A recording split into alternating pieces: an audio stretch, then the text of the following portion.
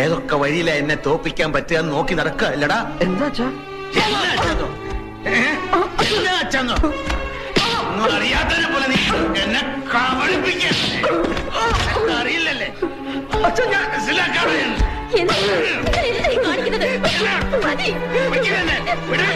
ഒന്ന് കുളത്തി തകഞ്ഞൻ ഇങ്ങനെ കുറെ നേരം തല്ലണം. കാര്യം എന്താ വെച്ചാ പറ. കാര്യം എന്താണെന്ന് അറിയില്ലല്ലേ? നീ അറിയാതാണോ അവള് ഗർഭിണിയായത്? ചില്ലിക്കാശിന് വകയില്ലാതെ ഇപ്പോഴും തന്തയുടെ ചെലവിൽ കഴിയുന്ന തന്തയാൻ പോന്നു. അങ്ങനെയാണെങ്കിൽ തന്നെ അവൾ എന്റെ ഭാര്യയല്ലേ, അയൽപക്കത്തെ പെണ്ണൊന്നല്ലോ. തോന്യാസം കാണിച്ചിട്ട് നിന്ന് ചലയ്ക്കുന്നോ? സ്കൂളിൽ പഠിക്കുന്നോ പെണ്ണ് കെട്ടിക്കൊണ്ട് വന്ന് ഞാൻ ക്ഷമിച്ചു.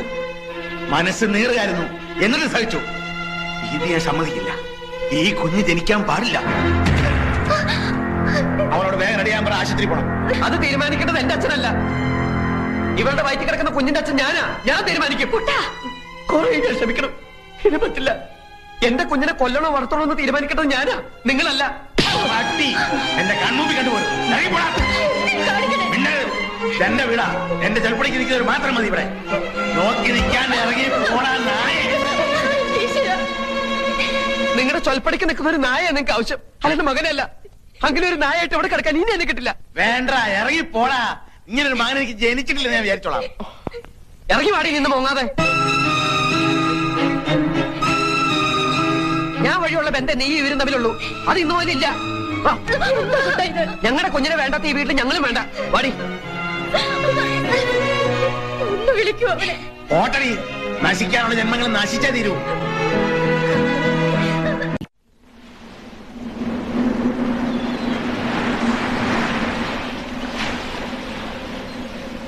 ദേഷ്യപ്പെടില്ലെങ്കിൽ ഞാനൊരു കാര്യം പറയട്ടെ.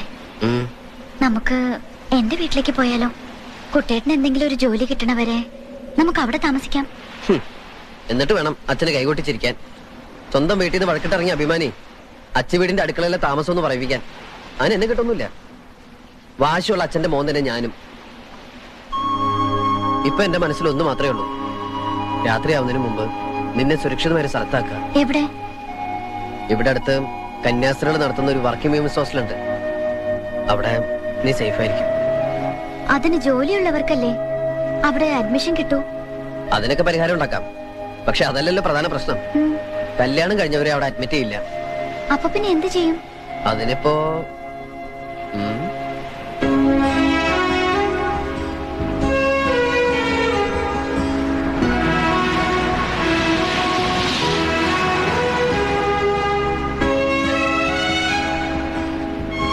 ഇന്നു മുതൽ ഹോസ്റ്റൽ ജീവിതം കഴിയുന്നവരെ ഭൂമിയിലെ മാലാഖമാരായ കന്യാസ്ത്രീകൾക്ക് മുമ്പിൽ ഈ മാലു എന്റെ സഹോദരിയും ഞാൻ നിന്റെ സഹോദരനുമാവുന്നു.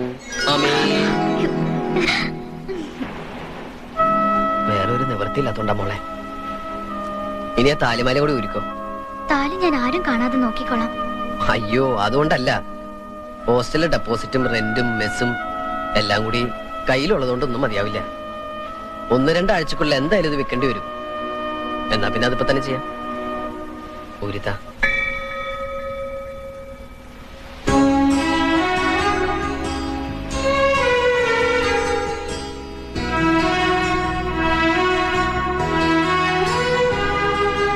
പരീക്ഷയിൽ ജയിക്കാൻ അമ്മ സരസ്വതിയുടെ അമ്പലത്തിൽ നിന്ന് പൂജിച്ച് കെട്ടിത്തന്ന ചരട. ഇത് താലി ചരടാക്കാം. അന്ന് കല്യാണത്തിന് താലി കെട്ടിയതൊന്നും എനിക്ക് ഓർമ്മയില്ല. ഇന്ന് മനസ്സമാധാനത്തോടെ ഈ ശുഭമുഹൂർത്തത്തിൽ കടലമ്മയെ സാക്ഷി നിർത്തി ഓമനക്കുട്ടൻ മാലുവിന്റെ കഴുത്തിൽ താലി കെട്ടുന്നു.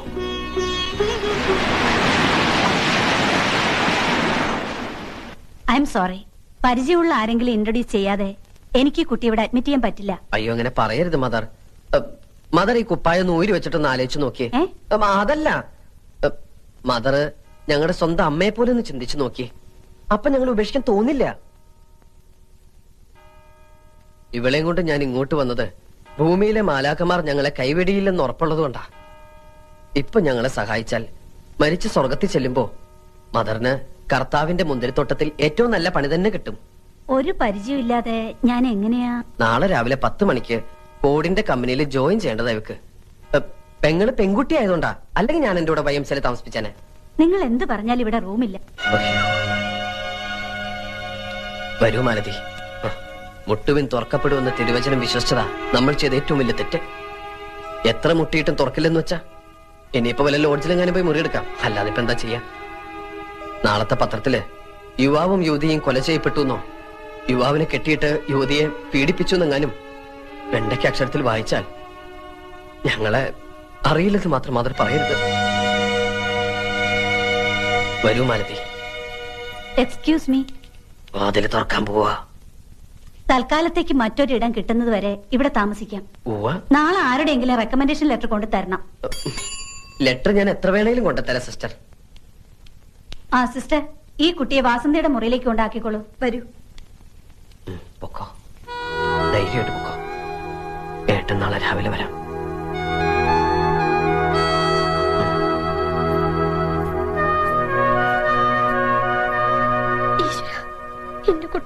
എന്റെ കുട്ടി. ഏത് കുട്ടി? എനിക്കില്ലാത്ത മോൻ നിനക്കെന്തിനടി? എന്റെ മോഹത്ത് ആറ്റത്തിപ്പിടി ഇവിടെ ഇറങ്ങിപ്പോയനവൻ. അവൻ എന്റെ മോനല്ല, ശത്രുവാണ്, ആജന്മ ശത്രു. അവൻ എവിടെയെങ്കിലും പോയി തൊലട്ടെ. തൊലയാൻ പോണത് നിങ്ങളാ. കുടുംബം കുട്ടികളൊന്നും ഇല്ലെങ്കിലും അച്ഛനും മക്കളും പരസ്പരം എങ്ങനെയാ മനസ്സിലാക്കേണ്ടതെന്ന് ബഹുമാനിക്കേണ്ടതെന്ന് എനിക്കും അറിയാം. തന്റെ മക്കൾ തന്നോളമായാൽ താനെന്ന് വിളിക്കണമെന്ന പ്രമാണം. ഒരു നല്ല വാക്ക് ഇന്നുവരെ അവനോട് പറഞ്ഞിട്ടുണ്ടോ? പരിഹാസത്തോടെയല്ല താൻ ഇന്നുവരെ അവന്റെ മുഖത്ത് നോക്കിയിട്ടുണ്ടോ? അവനും തന്നെ പോലെ ഒരാണാ. അവന്റെ മൂക്കിന് താഴെയുള്ളത് മീശ തന്നെയാ. അത് വളരെ നല്ല കാര്യല്ലേ? ആ മീശയും പിടിച്ചോണ്ട് കാലം മുഴുവൻ ജീവിക്കാമല്ലോ.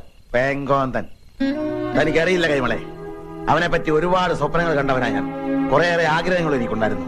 എല്ലാ തന്തമാരും അങ്ങനെ തന്നെയാണോ? താൻ പൂങ്കിനാവ് കണ്ടെന്ന് ആഗ്രഹിച്ചു, അതൊക്കെ അവന്റെ തെറ്റാണോ? എന്റെ തെറ്റാ, എല്ലാം എന്റെ തെറ്റാ. ഇയാളൊരു കാര്യം പറയുമ്പോ ഇങ്ങനെ ഒറ്റ ഇരട്ടയും പറഞ്ഞിരിക്കാണ്ട് മാഷെങ്കിലും പോയി അന്വേഷിക്കണുണ്ടോ? പെറ്റ വയറിനെ അതിന്റെ ദണ്ണ അറിയൂ. മിണ്ടിപ്പോരുത്. എഴുതി തള്ളിതാ ഞാൻ അവനെ. ഓട്ടെ. എവിടെ പോവാനാ? ചെമ്മീൻ തുള്ളിയാ ചട്ടി വരെ. ആ പെണ്ണിന്റെ കയ്യിലും കഴുത്തിലും ഉള്ളത് വിറ്റോ പണയം വെച്ചോ നിന്ന് കഴിയുമ്പോ കോടിച്ചി പട്ടിയെ പോലെ കയറി വരും അവൻ. അതെനിക്ക് ഉറപ്പാ. ഇന്നല്ലെങ്കിൽ നാളെ ഞാനത് കാണും. അവന്റെ തന്തയാ പറയുന്നത്. ആ തന്തയുടെ മോൻ തന്നെയാവലും. ജീവിക്കാൻ നിവൃത്തിയില്ലാതെ വന്നാൽ ഒരു കൊടിച്ചിപ്പട്ടിയെ പോലെ തന്റെ മുന്നിൽ വരണേലും ഭേദം ഒരു മുഴം കയറില്ല ജീവനം ഒടുക്കിയാ മതിയെന്ന് അവർക്ക് തോന്നിയാലോ?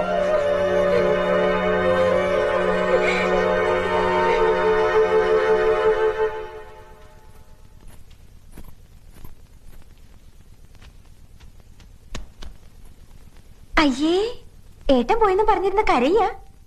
നാളെ ഫോർഡ് കമ്പനിയിൽ ജോയിൻ ചെയ്യേണ്ട ആളല്ലേ? നാണക്കേടാണ് കേട്ടോ. ദേ, ഈ പറയണ ഏട്ടനൊരു പെണ്ണ് കെട്ടട്ടെ, അപ്പൊ കാണാം ഈ പെങ്ങളെ തിരിഞ്ഞു നോക്കൂടില്ല.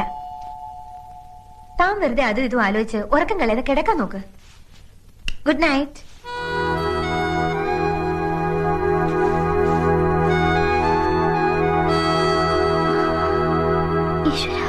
രക്ഷിക്കണേ.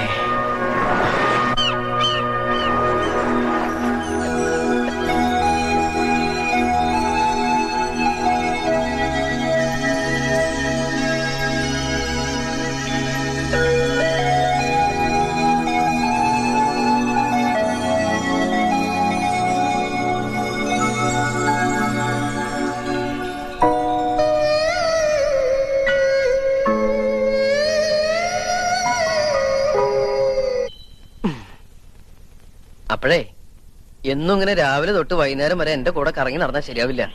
എനിക്ക് ഉടനെ എന്തെങ്കിലും ഒരു ജോലി കണ്ടുപിടിക്കണം. അതുകൊണ്ട് 1-2 ആഴ്ചക്ക് നീ ഹോസ്റ്റലിൽ നിന്ന് ഇറങ്ങണ്ട. ജോലിക്ക് പോണില്ലേന്ന് അവര് ചോദിച്ചാലോ?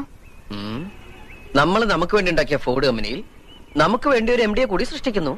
എന്ന് വെച്ചാൽ MD ടൂറിലാണ്. 2 ആഴ്ച കഴിഞ്ഞ് തിരിച്ചു വരൂ. അതുകൊണ്ട് 2 ആഴ്ച കഴിഞ്ഞാൽ ജോയിൻ ചെയ്യാൻ പറ്റുള്ളൂ എന്ന് നീ അങ്ങോട്ട് പറഞ്ഞേക്കണം. മനസ്സിലായോ?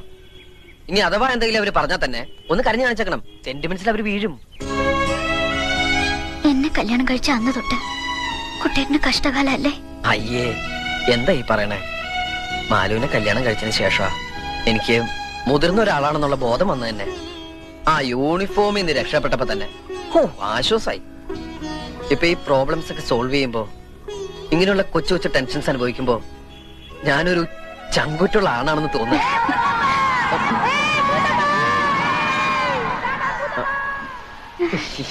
പഴയതൊന്നും മറക്കാൻ സമ്മതിക്കില്ല കുട്ടികള്.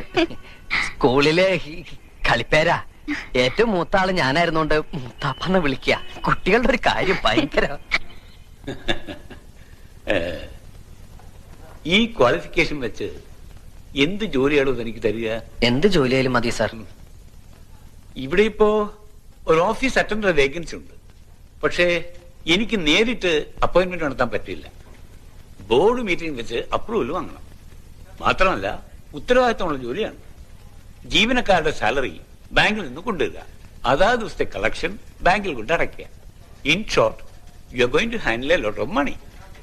കമ്പനിക്ക് കൂടെ വിശ്വാസമുള്ള ഒരാള് തന്റെ ഉത്തരവാദിത്തം ഏറ്റെടുത്ത് ഒരു ബോണ്ട് എക്സിക്യൂട്ട് ചെയ്യണം. അല്ല, സാറിനെ കമ്പനിക്ക് വിശ്വാസമില്ലേ? ഉണ്ട്. എന്നാ പിന്നെ സാറിന് ബോണ്ട് എക്സിക്യൂട്ട് ചെയ്തൂടെ? ആള് കൊള്ളാമല്ലോ. ഒരു പരിചയമില്ലാതെ ഞാനെങ്ങനെയാ തന്റെ ഉത്തരവാദിത്തം ഏറ്റെടുക്കുക? നമ്മൾ ഇത്രയും നേരം സംസാരിച്ചൊരു പരിചയമില്ലേ? അത് വെച്ചിട്ട്. എവിടെയാ തന്റെ വീട്? ചുനങ്ങാട്. ചുണങ്ങാട് അമ്പലത്തിന്റെ തൊട്ടടുത്താ. അവിടെ ഒരു പോസ്റ്റ് മാസ്റ്റർ നമ്പീശൻ ഉണ്ടല്ലോ, അദ്ദേഹത്തെ അറിയൂ? അറിയും. എങ്ങനെ? അച്ഛനാ. ഓ, ഐ സി. നമ്പീശന്റെ പെങ്ങൾ സരസ്വതിയുടെ കല്യാണത്തിന് ഞാൻ വന്നിട്ടുണ്ടായിരുന്നു. തനിക്ക് ഓർമ്മയുണ്ടോ? എനിക്ക് അത്രയ്ക്കങ്ങോട്ട് ഓർമ്മ വരുന്നില്ല. ഞാനെന്ന് അമ്മയുടെ ഒക്കത്താ. That's very funny. I like your sense of humor. അതെ, നമ്പീശന്റെ മകന് എന്തിനാ ഇപ്പൊ ഇങ്ങനെ ജോലി? വേണം. എത്ര കാലാന്ന് വിചാരിച്ച അച്ഛനമ്മമാരെ ബുദ്ധിമുട്ടിക്ക. സ്വന്തമായിട്ടൊരു ഇൻകം ഉണ്ടെങ്കിൽ ഈവനിങ് കോളേജ് ചേർന്ന് ഡിഗ്രി എടുക്കാം, ആരും ബുദ്ധിമുട്ടിക്കാണ്ട്. എനിക്ക് എങ്ങനെ ജീവിക്കാൻ ഇഷ്ടം. That's good. You are very practical. I like it. തന്നെ പോലുള്ള യങ്സ്റ്റേഴ്സിനാണ് ഇന്ന് ഇന്ത്യക്ക് ആവശ്യം. തനിക്കറിയോ, ജപ്പാനിലെ കുട്ടികൾ മാതാപിതാക്കന്മാരെ ആശ്രയിക്കാറില്ല. ചുനങ്ങാട്ടെ കുട്ടികളും. Hello, just A minute. Okay then, board മീറ്റിംഗിൽ തന്റെ കാര്യം ഞാൻ സ്ട്രോങ് ആയിട്ട് റെക്കമെൻഡ് ചെയ്യാം. 1-ാം തീയതി ജോയിൻ ചെയ്തക്കവണ്ണം റെഡി ആയിട്ട് വന്നോളൂ. Okay? Thank you sir. Okay miss Omanakuttan, അടുത്ത ബോർഡ് മീറ്റിംഗിൽ നിങ്ങളുടെ കാര്യം ഞാൻ വളരെ സ്ട്രോങ് ആയിട്ട് റെക്കമെൻഡ് ചെയ്യുന്നു. 1-ാം തീയതി ജോയിൻ ചെയ്യാൻ നിങ്ങൾ തയ്യാറായി വന്നോളൂ. ആ ബോർഡ് മീറ്റിംഗ് ഒന്ന് കഴിഞ്ഞോട്ടെ. അടുത്ത 1-ാം തീയതി മുതൽ ഓമനക്കുട്ടൻ ഒരു ഉദ്യോഗസ്ഥനാവുന്നു. എല്ലാ 30-ാം തീയതികളിലും ശമ്പളം കിട്ടുന്നു. പിന്നെ നമ്മളൊരു കൊച്ചു വീട് വാടകയ്ക്ക് എടുക്കുന്നു. അവിടെ നമ്മൾ ഐശ്വര്യമായിട്ട് നമ്മുടെ കുടുംബജീവിതം ആരംഭിക്കുന്നു. കുടുംബനാഥൻ മിസ്റ്റർ ഓമനക്കുട്ടൻ. അപ്പഴേ എന്റെ കുടുംബനാഥൻ ചേട്ടാ, ജോയിൻ ചെയ്യാൻ ഇനി 28 ദിവസമുണ്ട്. അതുവരെ എങ്ങനെ തള്ളി നീക്കും? അതിപ്പം 28 വരെ. മാക്ഡോവൽ. ബ്രാൻഡി കുടിക്കാൻ പോവാ? അല്ലല്ല, ഒരു വഴി തെളിയുന്നുണ്ട്.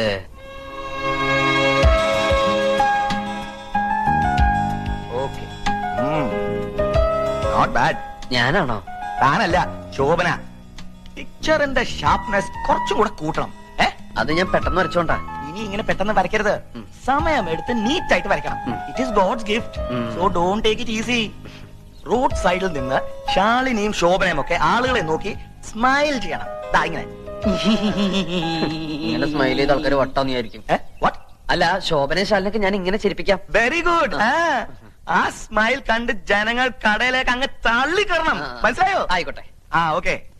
താൻ ഇവിടെ എന്റെ ഹെൽപ്പറായിട്ട് കൂടിക്കോളൂ. എവിടെയാ താമസം?